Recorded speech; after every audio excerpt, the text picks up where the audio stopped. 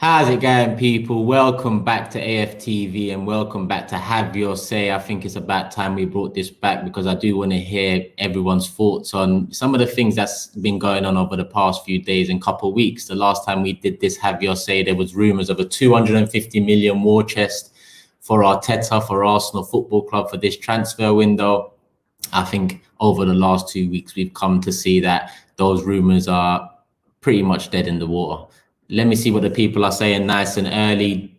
Can we trust the process? We have Jaden here. The first comment, simple answer, no. In my opinion, that's the show done because that is my opinion on can we trust anyone at the club. We will get into names and figures and maybe why we can trust or we can't trust some of them. I do want to hear a lot more from the people that do think there is someone we can trust or something we can trust in the club and give examples as to why. I don't really want simple yes and no's here. I want, some substance to it. I want to know why so we can have a bit of conversation about it. Let's see what's going on here. Legendary says, trust the process. Really, transfer window is open and we still haven't made a solitary signing. Leicester have made 3 good signings so far, yet we are slow in getting things done. I can see the vibe early on in the comments is very much, there's no one we can trust. There's nothing we should trust in this transfer window. But I did see a few comments coming in about analysing it at the end of the transfer window and whatnot. Let me see what Grace is saying here. Turkish, you're always negative and I get you have your opinion, but you always doubt everything. I guess, Grace, I'd have to ask you, why do you think I doubt everything? If you look at the last 10 years, then maybe the answer's somewhere there. And, somewhere there, saying it lightly, it's everywhere there. If we sign Maddison, you would complain about the price. I actually wouldn't. Even the Pepe signing, as much as it hasn't worked out, I didn't complain too much about the price. The point is, when you're a big club, you spend big money and it's all a risk. Chelsea have made a lot of big signings, 60, 70 mil that haven't worked out. United have made a hell of a lot of big signings, 60, 70 million plus that hasn't worked out. The same could be said for other teams too. It's about how you react. It's about what else you do. And at the end of the day, for me, price tags are not that much of a big deal if you have an owner and a club in the right direction. I don't want to dwell on price tags too much. I want a club that just spends on what it needs and does it in an efficient and successful manner. I don't need a 70 million player. If there's a 40 million player that they tell me can do a better job or as good a job and they come in and do that job. James gives both sides. You're just one-sided. Fair enough. Big up James. Hope he's good. Hope everyone is well, having a good weekend and whatnot. I see there's a lot of people here already. Make sure you guys hit the like button. Ram said, imagine Turkish goes live, says no and goes offline. We don't trust them anymore since the Kroenkes are here. Well, that's been a very, very long time. Very long time. Mohammed says, I do not trust the Arsenal board. And what is everyone talking about window? There is no window. Go get more defenders when we already got Saliba, I guess. And I think that was the decisive factor in this video, have your say. I think the Saliba situation over the last few days and what's come out, having had that meeting, I think it's him, his agent, and Edu and Arteta. It seems to be that he's on the move to Marseille. It seems like that meeting, as far as I'm aware from what a couple of journalists saying, in the know saying, like I said, it's a pinch of salt, that it was agreed upon by all parties that going out on loan would be the best option. Now, in my honest opinion, for Arsenal Football Club to remain in power in this situation and for me to be a bit more understanding of this situation, it would have had to be with a new contract. If Saliba got a new contract this summer as well as that loan move to Marseille, then I'd say, you know what? Okay, everyone telling me to wait and see, he needs another year development. I can understand it then. But it doesn't seem like it is coming with a new contract. It seems like he'll come back to Arsenal Football Club with 2 years remaining. And with 2 years remaining, players pretty much have the power, especially when they're young like Saliba is. They have the power, and at the end of the day, with 2 years left, would struggle to get even around what we spent on him. And that, for me, highlights, again, poor business by Arsenal Football Club.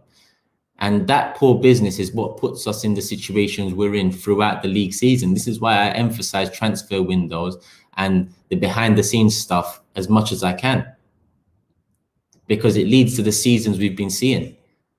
These pieces of bad business lead to what we see. And it's all good and well discussing Ben White, because I have seen some comments about Ben White, and that's fair enough. We can debate whether Ben White's good enough. We will see whether he's good enough. It's obviously going to happen, especially with the rumours Saliba's leaving. But it's not about that debate. It's about why 2 years after spending 30 million on a centre-back, right-sided centre-back, are we then sending him out on loan for a 50 million centre-back that's only played one Premier League season? Yes, he's had a championship season, but I feel like people pick and choose their arguments, because with Saliba, it's about not much experience. With Ben White, it's one Premier League season is enough experience. And at the end of the day, I don't know which one's going to be better in the long run. Ben White might turn out better. Saliba might turn out better.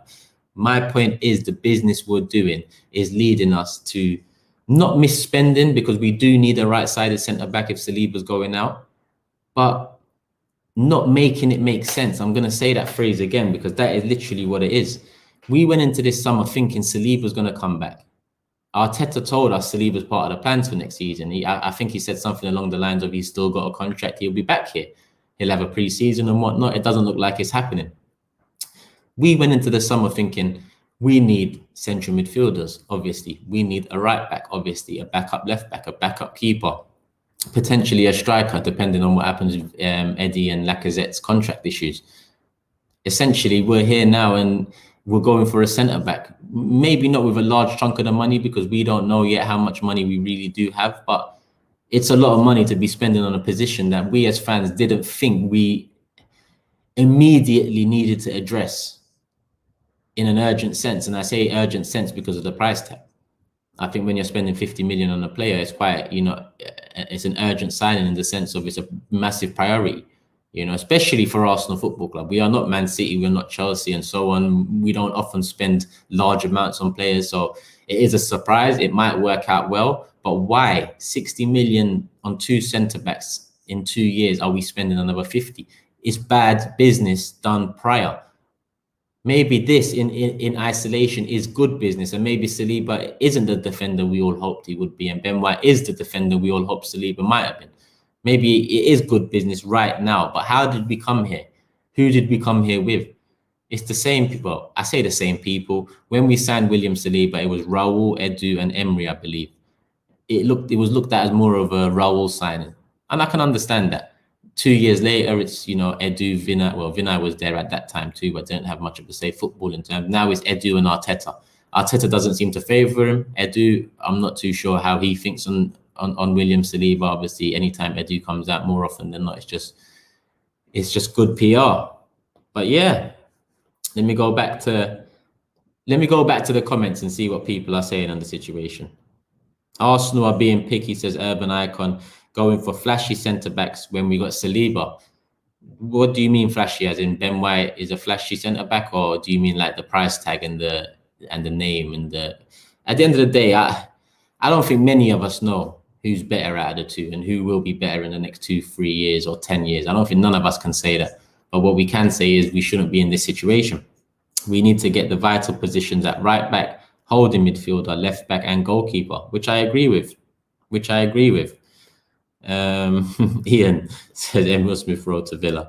I don't see that one happening at all. To be honest, he's still, I believe in contract negotiations. That one's not over the line yet, but I assume that one will, get over the line, and I assume he will sign and he will be here for the next few years at least, which is positive news. On the flip side, when I look at this transfer window, Kieran Tierney's contract is great news, and if Emil Smith Rowe signs, that's great news too. I say if, it's bound to happen. If it doesn't, I'd be shocked. Would I be surprised? No, but I'd be shocked, because I feel like Emil Smith Rowe, he's not lucky to have got his chance, but I feel like he's at the right place right now.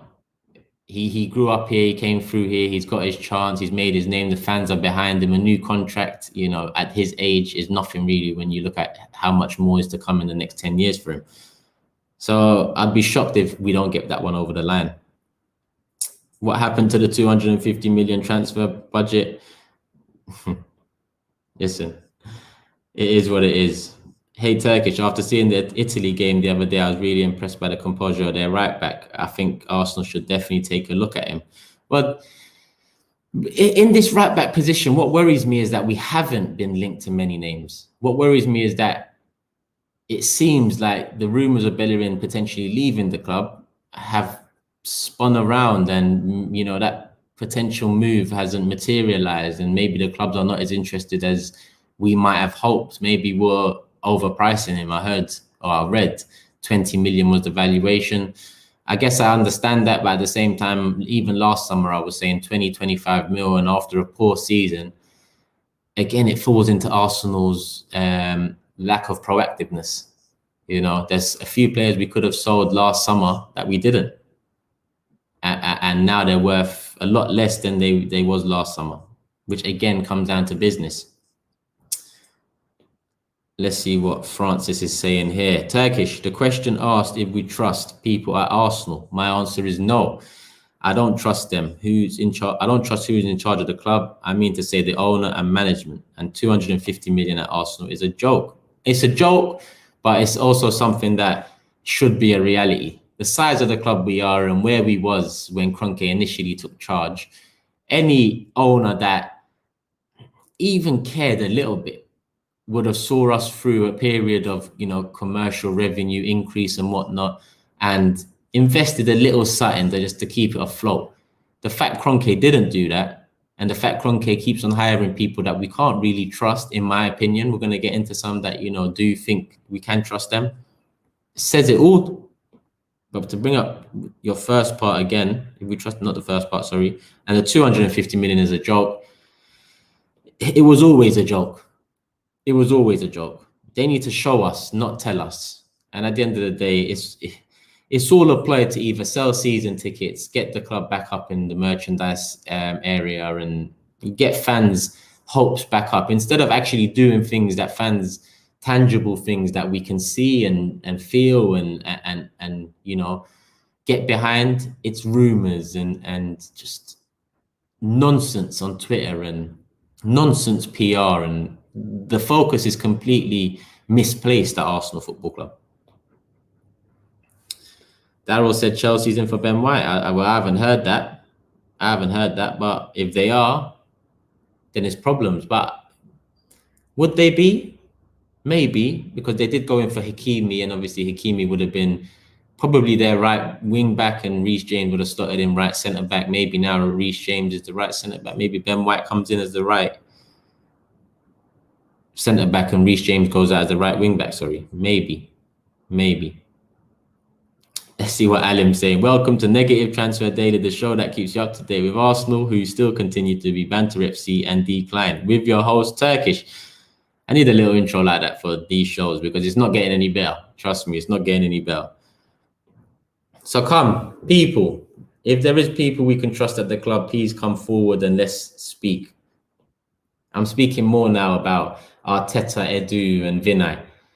Maybe not so much Vinay because there's nothing there we can say trust. But with Arteta and Edu, there are some good points over the last couple of years that we can look at and say, yeah, they've done well. Like I said, the couple contract renewals this year, the Saka contract renewal, Oba contract renewal last year, very good pieces of business. So that is positive. Gabriel, positive. Tierney as well, obviously, that was under Edu, positive. Let's see what Francis follows up with. But you still think that giving 250 million solves the fit? Money alone doesn't solve the problem at Arsenal Football Club. 100% no. He has done so for many years. He should have taken interest once he became the owner, isn't it? 100%. And the point of money is, a lot of fans do turn around and say, but he spends now. Look at the net spend. You're up there with this team and that team, and you spent this, and look at this, and your wages are this. And I understand all that, and that's the proof in itself that money alone won't change it. And more proof of that is Man United over the last 8 years, because since Fergie, they've been spending, but with a lack of direction, with a lack of a clue, really. The chopping and changing of managers didn't help. It didn't help them because the owners they have are not like Roman. Roman's active in his ownership. The owners at United, Arsenal, even Liverpool, they're not as active as the owners at Man City or Chelsea. When you're active, even if you do chop and change managers, you still got people behind that manager that you rely upon, the middleman that can feed you the information needed, can help you in the direction of the club. It's not necessarily the managers all the time. It's more so Roman at Chelsea. And listen, Pep's done a lot at Man City, but obviously the money and the support from Mansour helps. Man United, on the other hand, the chopping and changing of managers, this is why they look back and go with Ole now, because they feel like sticking with someone is the right thing to do, which looks like the Arsenal way right now. It looks like we seem to have maybe learned quicker, realized, if people believe in it, that chopping and changing managers isn't great. And after Emery went with a manager they can believe in or they support and they can see a future 5 years with. But it's a struggle for us fans to believe and hope when it's all based off of nothing, really. Let's see.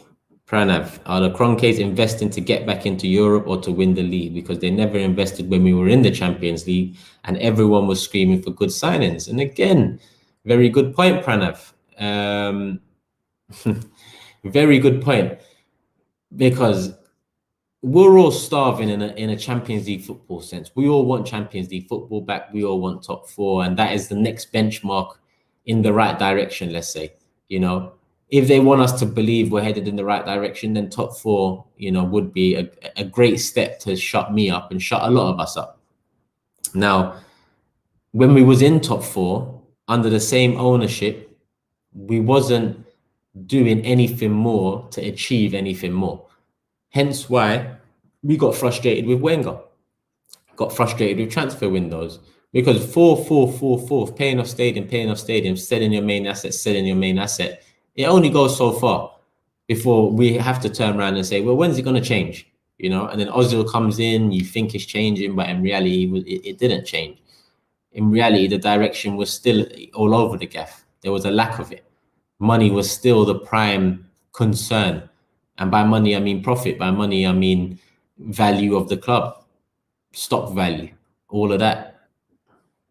We got Tomo here. I don't see Arsenal finishing any higher than 8th. Ask me at the end of the transfer window. It's hard for us to. It's impossible for anyone to have an informed guess at where we're going to finish next season, because we don't know who we're going to have. We don't know what the opposition are going to do either. Yes, we've seen some good signings come in at Liverpool. Well, I say Konate at Liverpool, Sancho at United. But at the same time, as much, you know what's mad? If top four is the next benchmark, then we have to look at Man United and Liverpool and think, what are they doing? And they're in top four. This is why even the benchmark at the moment is impossible for us the way we're moving in the market. What's the concern is how low can they go with other teams improving? Please, your honest opinion.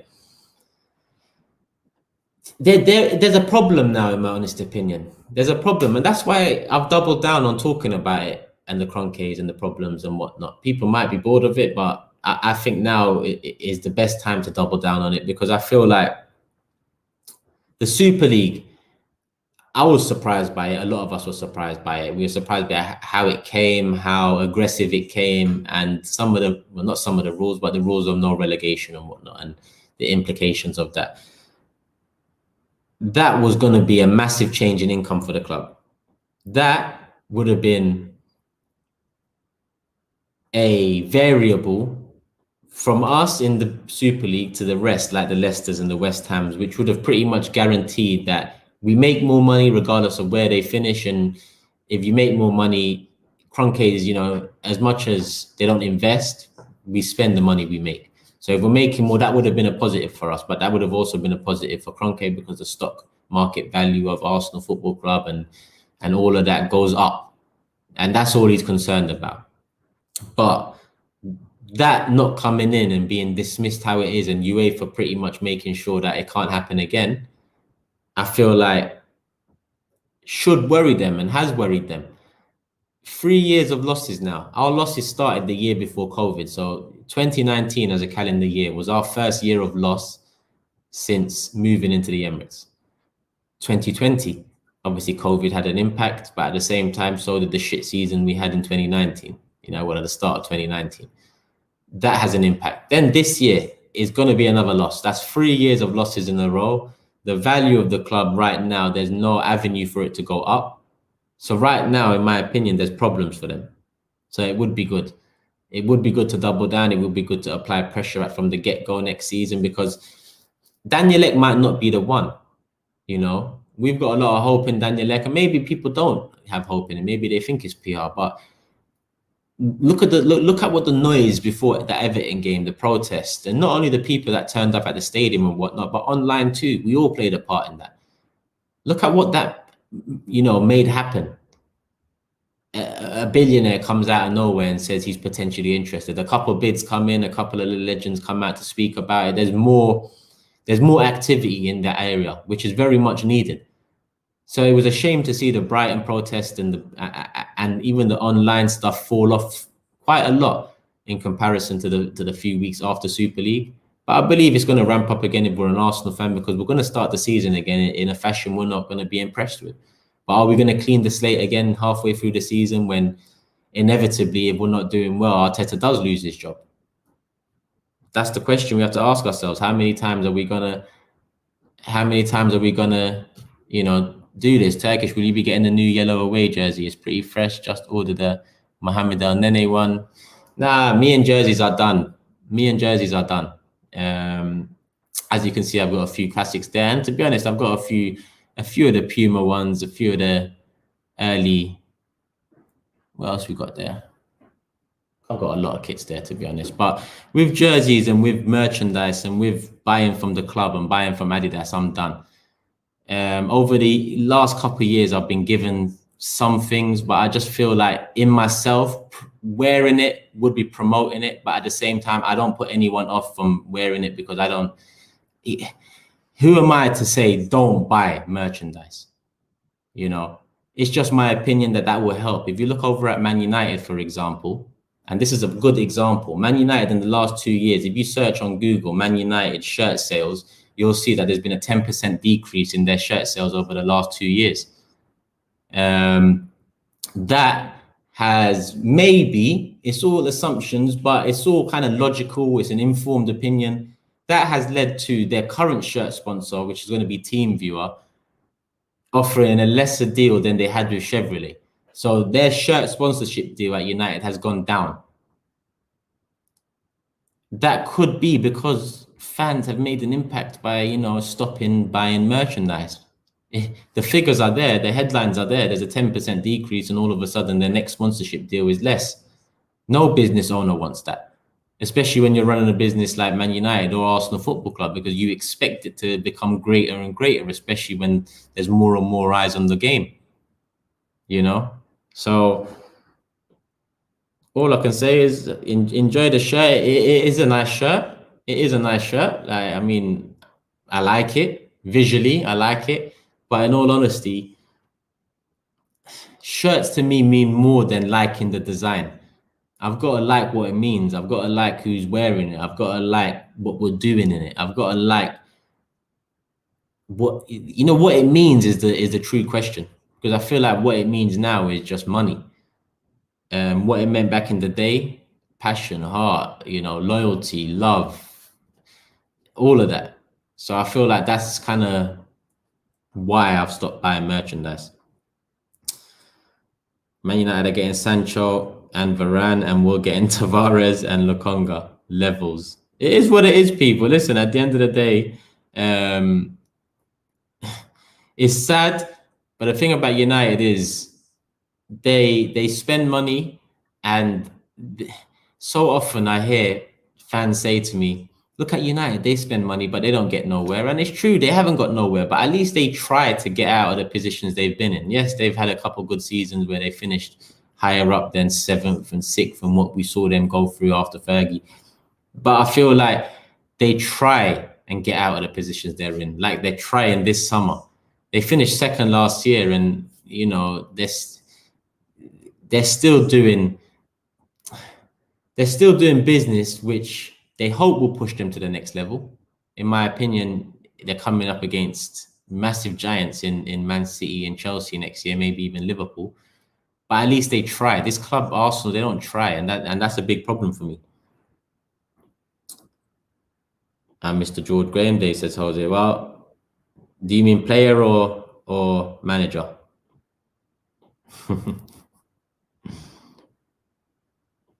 Sorry, people, I'm just going up the chat because I lost the chat for a second. I lost where I was, and I do want to get some more questions and thoughts in. We got Dominic here. He says, Turkish, apparently Villa are preparing a third bid for Smith Rowe. I feel like we're being bullied, and Chelsea are interested in Ben White. Please help us, Jesus Christ. Okay, so third bid for Smith Rowe. If a third bid comes in and Smith Rowe is no closer to signing a new contract, then maybe there's something in it. Maybe there's something there. Now, if a third bid comes in and it's 40 million, well, what was their last bid? 30 million. Well, I assume it'd probably be 35 or something along those lines.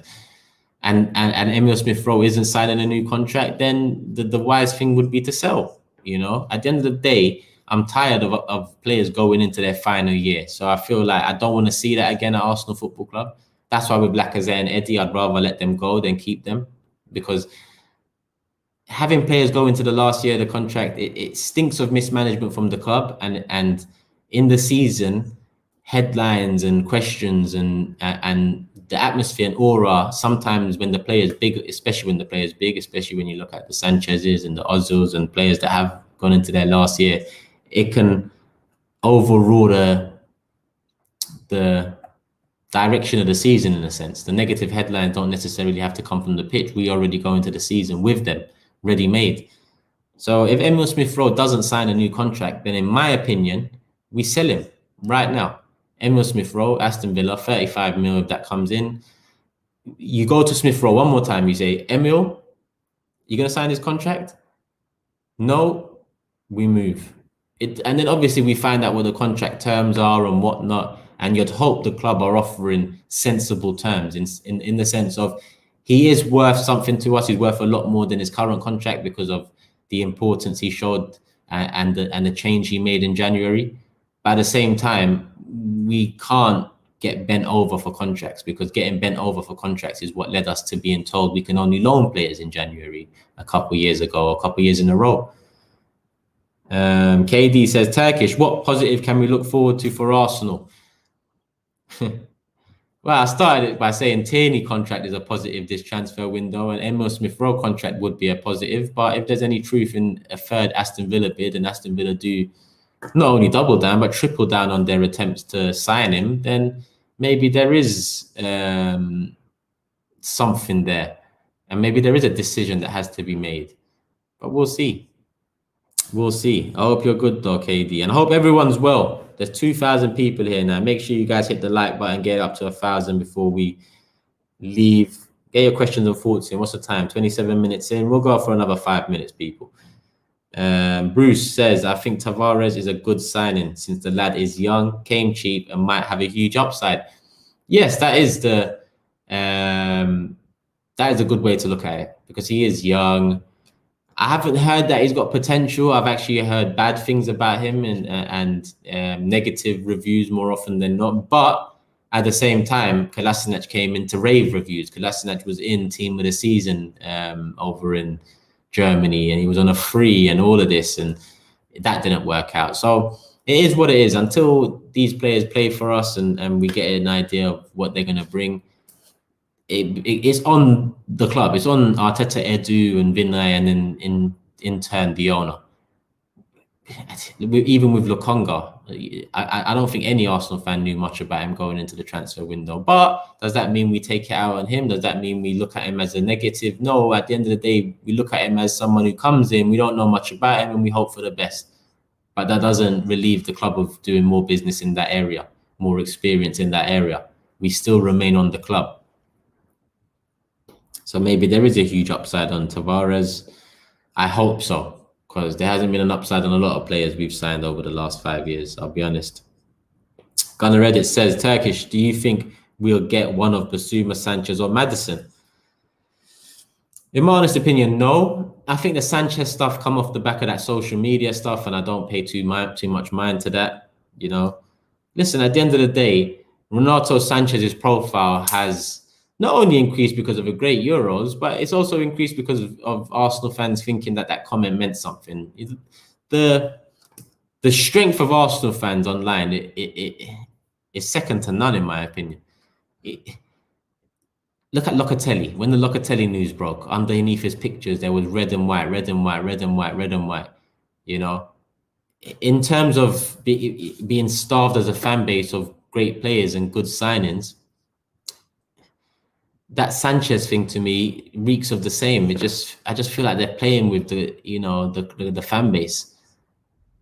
I feel like they know we're on strings in terms of transfers. So I just don't have no Sanchez um, in mind. Maddison, yes, AFC Bell reported Maddison, and they're sticking firm with it, like they done with Partey last year, and they got that one over the line the last day, which made them credible. But again, what would make more sense to me is if this Aston Villa Emil Smith Rowe stuff is true, and maybe the Maddison stuff came about because the club know that Emil Smith Rowe doesn't want to sign a contract, maybe, or maybe he's being stubborn with the contract. And maybe if we do see a Maddison or Maddison, it is because Emil Smith Rowe will be leaving. Yes, I'm a bit pessimistic with it all, but I have to be.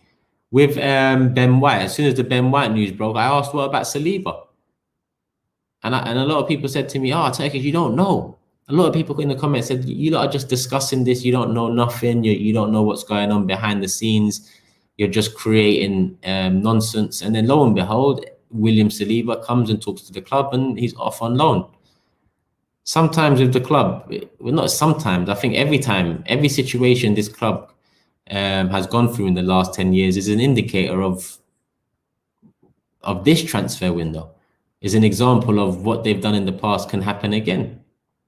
So I feel like, as much as I'm pessimistic, I think we all need to be a bit more, on the brakes in terms of what this club are doing. We can't run away with one or two signings again like we did last summer. Last summer, we thought one or two signings was going to make a massive change. It didn't change nothing. We finished exactly in the same position and had worse of a season because we didn't finish with an FA Cup.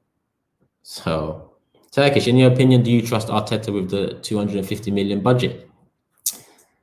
So I look at the players we're linked with. Maddison would be a good signing. Neves, I like Neves. On top of Xhaka would be a good signing. On top of Xhaka, Locatelli would definitely be better. But at the same time, Willian. At the same time, we have Cedric come in, and then he's third choice right back. Would I trust Arteta with a 250 million budget? No, I wouldn't, even if we had it. I think it wouldn't be fair for anyone to say they would trust him, because you'd have to have something to trust, and there's barely anything to say you can trust him with that money. Same with Edu. If we at least had a director of football, or whatever Edu is, if we at least had someone with experience, if we had Mark Overmars in that Edu position, then I could say I trust Mark Overmars with that 250 million. Why? Because he's done something in football with substance over at Ajax. With Edu, he doesn't have that, Knuckle says, bro, you're a realist, call a spade a spade. Appreciate that, my guy. Not everyone sees it like that, but, I have to remain grounded because the club's let me down too many times, man. Too many times. The only unreactionary fan. Oh, love for that as well. Love for that as well. Jerry says, I wonder if I'll see Arsenal lift a title in my lifetime, because the happiness Chelsea fans feel every year in the transfer windows and them competing for titles is unfair. We can only hope and pray. We can only hope and pray, because I can't tell you for sure if we are going to see another league title in my lifetime or yours. I don't know how old you are, but it's hard to say. Right now, Kroenke does feel pressure because of the losses and because the value of the club. There is no potential rise in that, considering the Super League is dead in the water, and that was the be all and end all in terms of the value increasing, in my honest opinion. So we're at a turning point, maybe, with that Super League being cut, with the fans' pressure, but we can't relieve them. We can't give them a new clean slate. We can't listen to them and say, you know what, maybe they've learned their lesson. They haven't. They came out 2 weeks after the Super League fell apart. Josh Kroenke said they're going to communicate more with the fans. And here we are, maybe 2 months later. Have they communicated with us since? They haven't. They haven't. And a few things have happened. We finished 8th, no communication. We got knocked out to Villarreal, no communication. Our first transfer target of the summer, whether you think it's priority or not, Emi Buendia, we lost out to Aston Villa, no communication.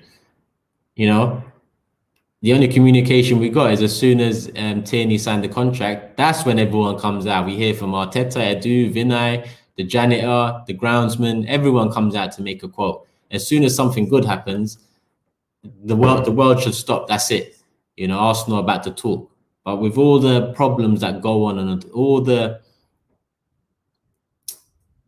examples of mismanagement, they don't come out ever to take ownership.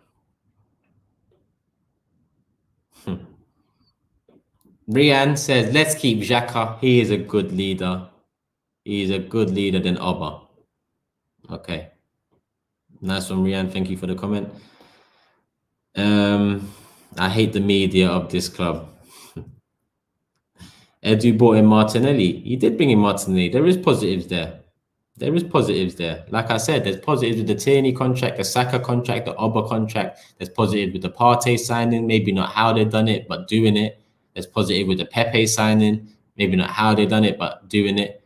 But still, the negatives outweigh the positives. And that's even following Wenger. That's 3 years since. I see you, my bro. I know exactly why you're laughing. I know exactly. Come on, my people. Listen, we're more than half an hour in. I hope you guys have enjoyed this. Like I said, I'll try and bring this back some more so we can kind of get the the people engaging, the comments up and the questions in. You don't need to prepare for these a bit more often, in my opinion, because there's going to be a lot more to talk about going forward in a mismanagement sense. It started already, this transfer window. We've seen examples of it, and I'm sure we're going to see more to come. Why not sign Pereira? 11 goals, 6 assists last season. Listen, we could say, why not sign this person? Why not sign that person? And Arsenal will go to that exact club that player plays for and ask for another player. We've seen examples of it with Ben White instead of Basuma. We've seen examples with it with Jorginho instead of Hazard. We've seen examples of it when we're finishing top 4 and when we're finishing top 8. Nothing's changed. And until the Kroenkes finally pack it in my opinion, yeah, nothing will change. Love for the love, people. Make sure you guys hit the like button. I'll be back again this week for News Daily and a couple supporters clubs. We'll get that in. Again, in the comments, let me know what supporters clubs you want to see. I did go through them last time and picked out a couple. But yeah, and before we go, big up David. To be fair, bro, I don't want to hear from them. I want business done. That pretty much says it as it is.